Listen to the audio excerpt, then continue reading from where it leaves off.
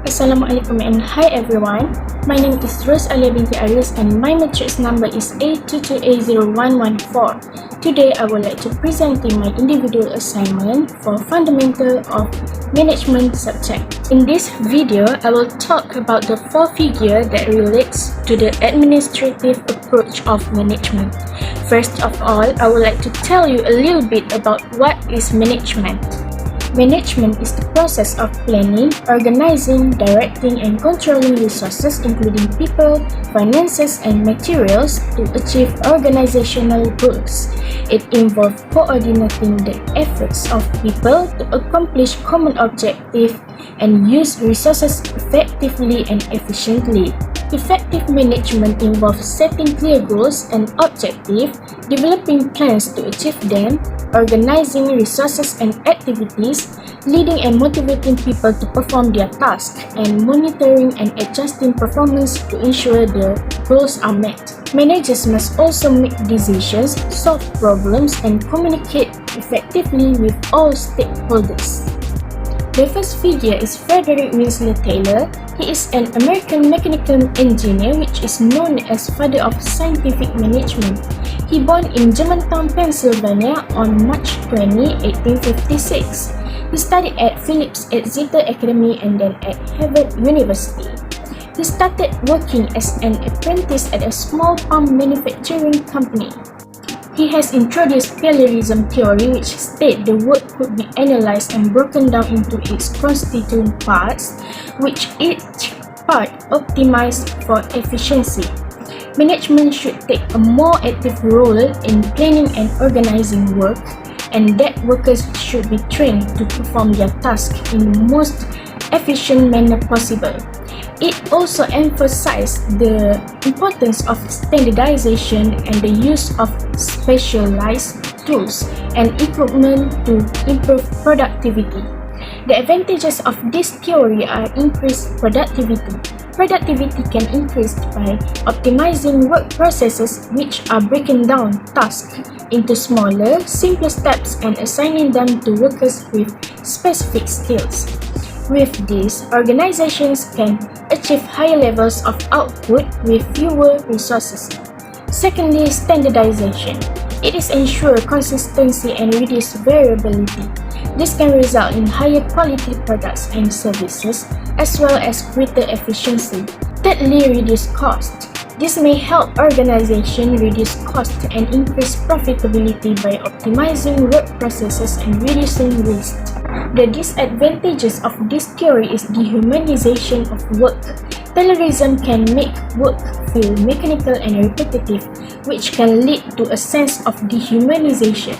Workers may feel as though they are simply performing the same task over and over again with no sense of purpose or fulfillment. Besides that, lack of flexibility.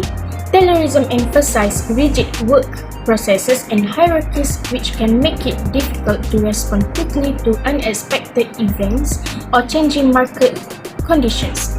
This can make organizations less agile and less able to adapt to new challenges. Add-on, conflict between workers and management. Taylorism can create a sense of conflict between workers and management, as workers may feel as their needs and desires are not being taken into account. This can lead to a breakdown in communication and trust, which can ultimately harm the organization's performance. The second figure is Henry Fayol. He is known as a French management theorist and engineer. He born in Istanbul, Turkey, to French parents and spent most of his life working in France.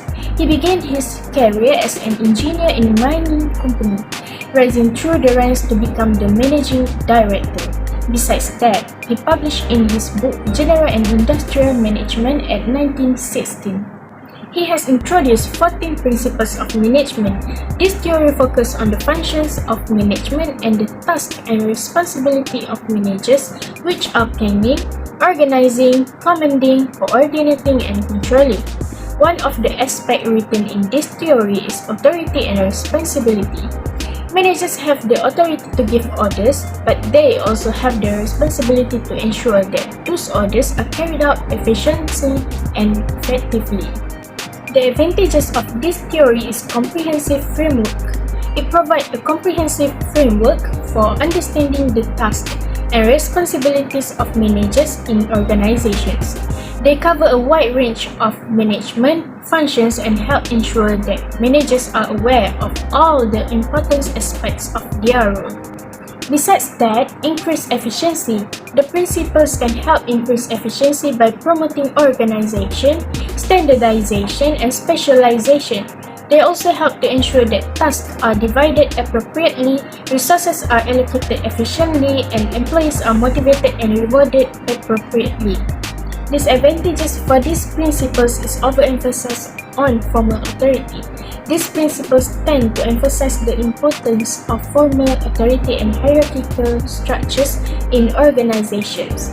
This may result in a rigid and flexible approach to management that does not allow for the flexibility and adaptability needed in today's rapidly changing business environment. Not just that, it also results limited focus on people. The principles place relatively little emphasis on the importance of people in the organization, including their needs, motivations, and aspirations. This may lead to a focus on efficiency and productivity at the expense of employee well-being and job satisfaction. The third figure is Mary Parker Follett. She is known as American social worker, management consultant, and pioneer in the fields of organizational theory and organizational behavior.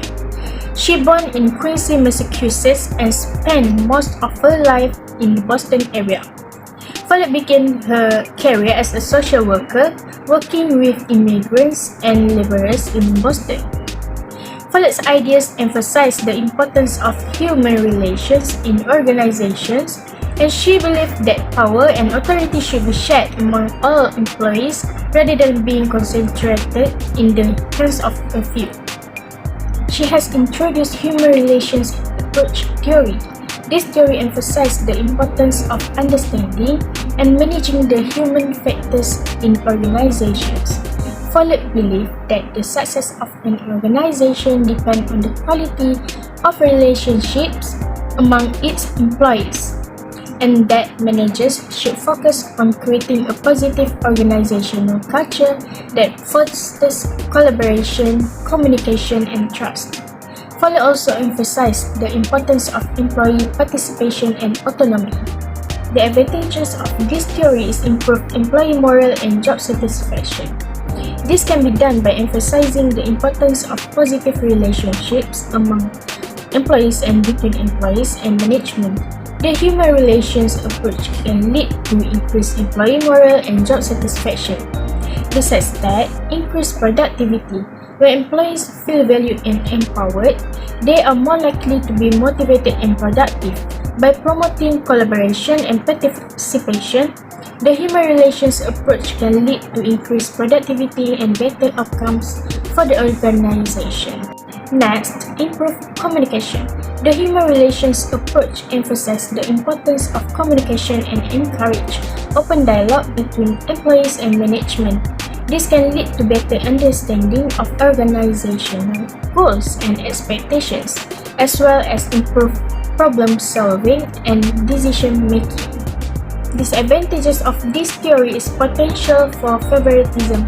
The human relations approach emphasizes the importance of positive relationships between employees and management, which can lead to favoritism if managers give preferential treatment to certain employees or groups. Besides that, limited applicability. The human relations approach may not be suitable for all types of organizations or industries. For example, some industries may require a more hierarchical or structured management approach to ensure safety and compliance. The fourth figure is Max Weber. He is known as a German sociologist, philosopher, and political economist. He born on April 21, 1864 in Erfurt, Germany. He studied at University of Heidelberg, University of Berlin, and University of Göttingen. He emphasized the importance of understanding the subjective meanings that individuals attach to their actions, and his work remains an important source of inspirations for contemporary social theorists. He has introduced social and economic organization theory. This theory explored the relationship between social and economic structures and how they influence human behavior and interaction. In this theory, Weber argued that social and economic organization is shaped by three key factors, which is the type of authority that exists within a society, the mode of production that is dominant in this society, and the social stratification that results from these factors. The advantages of this theory is understanding of social structures. Weber's theory provides a framework for understanding social structures and how they work. It helps to explain how society is organized and how different groups interact with each other. Besides that, understanding of authority. Weber's theory provides a comprehensive understanding of different types of authority, such as traditional, charismatic, and legal rational authority. It helps to explain how these types of authority are established and maintained in different contexts. Next, analysis of power. This theory is also useful in analyzing power relations in society. It helps to explain how power is distributed and how it is used to maintain social order. Disadvantages of this theory is overemphasis on bureaucracy. While Weber's theory is useful in analyzing bureaucracy, it may overemphasize the role of bureaucracy in modern society and overlook other important factors, such as social networks and informal structures. Not just that, it also results in lack of attention to social inequality. Weber's theory focuses primarily on the structures and processes that maintain social order, but may not adequately address issues of society inequality and injustice. Besides that, neglect of social change. Weber's theory tends to focus on the stability and continuity of social structures, but may not adequately account for the ways in which these structures change over time. Let's move to the next part, which is similarities between these theories. Based on my research, I found that Henry Fayol and Frederick Winslow Taylor's theory has some similarities. The first one is both were concerned with improving efficiency.